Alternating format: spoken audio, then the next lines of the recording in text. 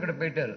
ఆయనకి పెరాలసిస్ ఉంది. నిన్న మార్నింగ్ గుడికి వెళ్ళి 8 గంటలకే అటు నుంచి వాకింగ్ చేసుకుంటా రైతు బజార్కి వెళ్ళి కూరగాయలు తెచ్చుకుంటా పడిపోయాడు అధ్యక్ష.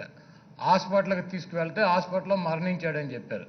ఈ తెలుగుదేశం పార్టీ రాబందులు, కొన్ని మీడియా రాబందులు అక్కడ చేరి ఉల్లిపాయల కోసమే చచ్చిపోయారని చెప్పి వాళ్ళని అడిగితే వాళ్ళు చాలా స్పష్టంగా చెప్పారు అధ్యక్ష. మా కుటుంబంలో ఉల్లిపాయల కోసం మేము వెళ్ళి లైన్లో నిలబడాల్సినటువంటి అవసరం ఉన్న కుటుంబం కాదు. ఒకవేళ నిలబడాల్సి వచ్చినా ఈ గుండె నొప్పి ఉన్నటువంటి ఈయన్ని తీసుకెళ్ళి మేము నిలబెట్టి ఆయన చంపుకునేటువంటి వ్యక్తులం కాదు. కాబట్టి మీ రాజకీయాలకి మమ్మల్ని లాగొద్దు, వదిలేయమని చెప్తే నిన్న ఈ చంద్రబాబు నాయుడు గారి సారథ్యంలో ఉన్నటువంటి తెలుగుదేశం పార్టీ అధ్యక్ష ఒక శవం బొమ్మ పాంప్లెట్లు పట్టుకొచ్చి ఇక్కడ నుంచున్నారు అధ్యక్ష. మహిళా బిల్లు ప్రవేశపెట్టాలి, మహిళల మీద జరుగుతున్నటువంటి అగత్యాల గురించి మాట్లాడుతుంటే ఒక శవం దొరికింది కాదు వాళ్ళు మనకి. ఈ శవంతో రాజకీయం చేయకపోతే మళ్ళీ రేపటికి శవం దొరకదా అని చెప్పి ఇక్కడ కూర్చుని ఆ శవంతో ఆడుకున్నారు అధ్యక్ష. ఆయన కుటుంబ సభ్యులు నిన్న మీడియాతో మాట్లాడతా వాళ్ళ అబ్బాయి కానీ వాళ్ళ బామ్మర్ది కానీ ఈ రాజకీయాల్లో మమ్మల్ని లాగొద్దు, ఈ ఉల్లిపాయల కోసం మేము చనిపోలేదని చెప్పారు అధ్యక్ష.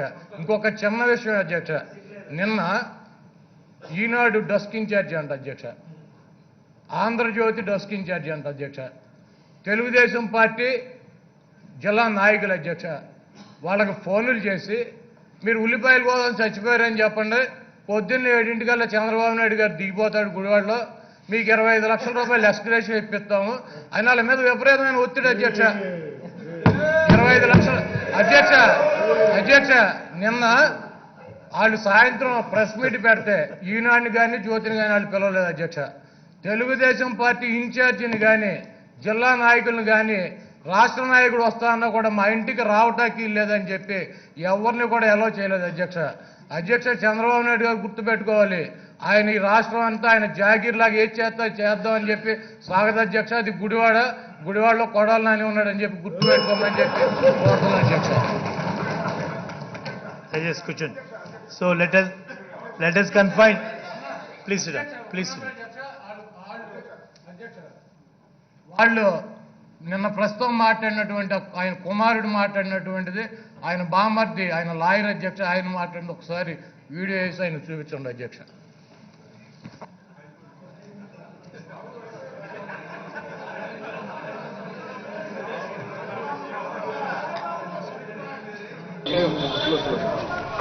అండ్ యాక్చువల్లీ రోజు గుడికి వెళ్ళి అక్కడి నుంచి కూరగాయలు తెచ్చుకుంటారండి ఫ్రెష్గా.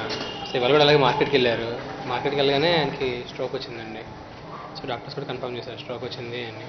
ఆయనకి యాక్చువల్లీ 10 years బ్యాక్ కూడా ఒకసారి స్ట్రోక్ వచ్చిందనమాట. సో అప్పుడే వాలంటరీ రిటైర్మెంట్ ఇప్పించాము. అంతకుముందు కండక్టర్గా చేసేవారు మా ఫాదర్.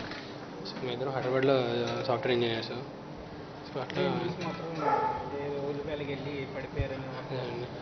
మా పర్సనల్ గ్రీఫ్ని మీ పొలిటికల్ యూసేజ్కి ఎవరు యూజ్ చేసుకోవద్దండి. ఇది హార్ట్ అటాక్ అండి. మల్లికార్జున రెడ్డి ఇద్దరు అబ్బాయిలు.